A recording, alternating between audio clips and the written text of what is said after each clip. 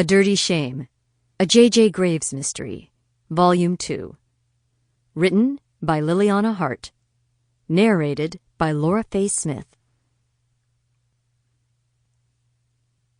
Chapter 1. There was something about the dark. The way it surrounded completely. A gentle embrace that comforted with a soft sigh and a delicate touch.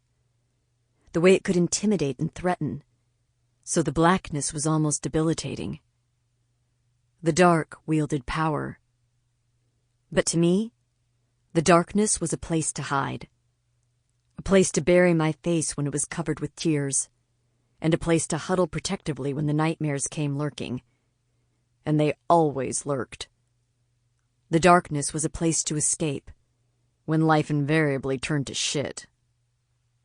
My name is J.J. Graves, and the darkness had become my friend over the past months.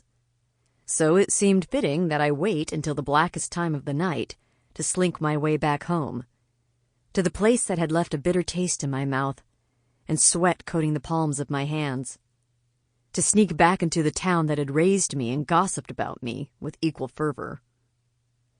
I jerked at the wheel of the old Suburban and pulled to the side of the road on the outskirts of Bloody Mary, Virginia.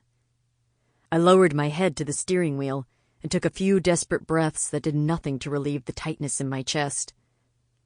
The windows steamed slightly, and the sound of harsh breathing echoed in my ears. I tried to ignore the pounding inside my skull, and the way the heater couldn't quite chase away the chills that racked my body, but it was no use. "Come on, Jay, you can do this." My voice was still hoarse and low, though the pain had been gone for several weeks. The doctor said to be patient, that things would return to normal the more I let myself heal. But I wondered how anything would ever be normal again, when all I could think about was the blood coating the floors of my childhood home, violent splatters that gleamed like the black center of a Burmese ruby as death tried to claim me. I still heard the deafening sound of the gunshot, and felt the blood that rained down on my skin like scalding tears in my dreams. It was easy to forget how hot fresh blood was. It was always cold by the time I had my hands in a body on my table. Jeremy Mooney had taken something from me that day, when he'd had his hands wrapped around my throat. I couldn't say exactly what it was he'd taken. I only knew I was different now. I'd watched him murder a man I'd been intimate with.